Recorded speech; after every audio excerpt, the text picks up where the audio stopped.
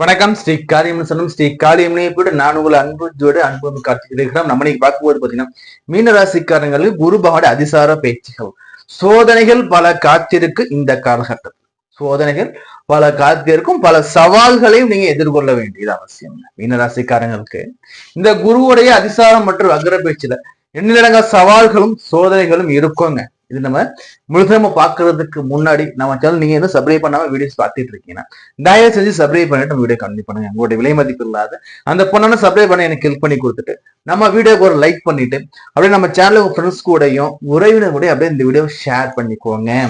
உங்களுடைய தனிப்பட்ட ஜாதகம் நம்மகிட்ட பார்க்கணும்னு விருப்பப்பட்டீங்கன்னா ஸ்கிரீன் நம்பர் கொடுத்துருக்கேன், கால் பண்ணி அப்பாயின்மெண்ட் வாங்கிக்கோங்க. நான் என் தந்தையின் மடையை வணங்கி கொண்டு இப்ப வாங்க இந்த மீனராசிக்காரங்களுக்கு குருவுடைய அதிசார பயிற்சி பண்ணி எப்படி சார் இருக்கும். சோ அதிசார பயிற்சி மட்டும் வக்ர பயிற்சிங்க. குரு ராசிக்குநாதன் குரு, மீனராசினாவே அதிபதி குரு. குரு பாத்தீங்கன்னா இப்ப உங்களுக்கு நடப்புல பாத்தீங்கன்னா மிதுனத்துல 4ஆம் இடத்துல குரு பகவான் இப்ப கரண்ட் பொசிஷன்ல இருந்துகிட்டு இருக்காருங்க. சோ அதே மாதிரி இந்த குரு பகவான் 4ஆம் இடத்துல இருந்தாலும் மீன ராசிக்காரங்களுக்கு 7.5 சனி போயிட்டு 7.5 சனி ஜென்ம சனி.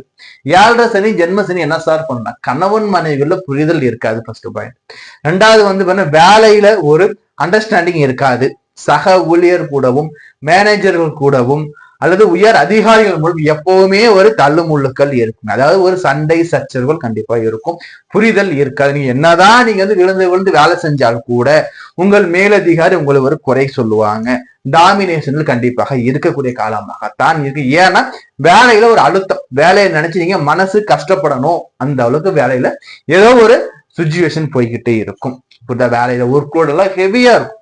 அதே மாதிரி ஜாப் சேஞ்சஸ் இருக்குமா சார், வேலைக்கு நிறைய சேஞ்சஸ் ட்ரை பண்றேன் சார், எனக்கு வேலையே கிடைக்க மாட்டேங்குது சார், நான் நல்ல நாலேஜ் நான் ஹைமே ஸ்கில் பர்சன் சார், பட் எனக்கு பாத்தீங்கன்னா ஜாப் எனக்கு கிடைக்கல சார், நிறைய பேர் புலம்பிட்டு இருக்காங்க. சார் எனக்கு வேலையில மாற்றம் இருக்குமா, இடமாற்றம் கிடைக்குமா, டிரான்ஸ்பர் கிடைக்குமா, இந்த எனக்கும் என் மாமியாருக்கும் இல்ல எனக்கும் என் மாமனாருக்கும் எவ்வளவு பிரச்சனை போகுது சார், குடும்ப உறவுல எக்கச்சக்கமான பிரச்சனைகள் போகுது சார், என்ன ஒரு ஆப்போசிட் பர்சனால நினைக்கிறாங்க சார் சொல்றோம் எத்தனையோ பேர் இருக்கு. ஸோ இது மாதிரி உங்க எல்லாருக்குமே பாத்தீங்கன்னா இந்த அதிசார பேச்சு நன்மை நடக்குமான்னு பார்க்கும்போது பாத்தீங்கன்னா குரு பகவான் பாத்தீங்கன்னா 4ஆம் இடத்துல உட்கார்ந்து இருக்காருங்க. மிதுனோட வீட்டுல உட்கார்ந்து இருக்காரு. அதிசார பேச்ச கடக வீட்டுக்கு வர, கடகம்ங்கிறது குருவுக்கு 5ஆம் இடம். 5ஆம் இடத்துக்கு இவர் வரும்போது இவருடைய பார்வை நேரா உங்களுடைய ராசி மேலேயே விழுந்துருங்க. அதாவது குரு பகவான் தன் வீட்டை தானே பார்ப்பார் உச்சமாகும் போது பல கோடி நன்மைகள் பாத்தீங்கன்னா உங்களுக்கு நல்ல அதிர்ஷ்ட வாய்ப்புகளை கொடுக்குங்க. சரி, ஃபர்ஸ்ட். ரெண்டாவது குரு பகவான் பாத்தீங்கன்னா இந்த கடக வீட்டுல உச்சமாக 5ஆம் இடத்துல வர்றது பாத்தீங்கன்னா 19/10/2025 உங்களுக்கு 4/12/2025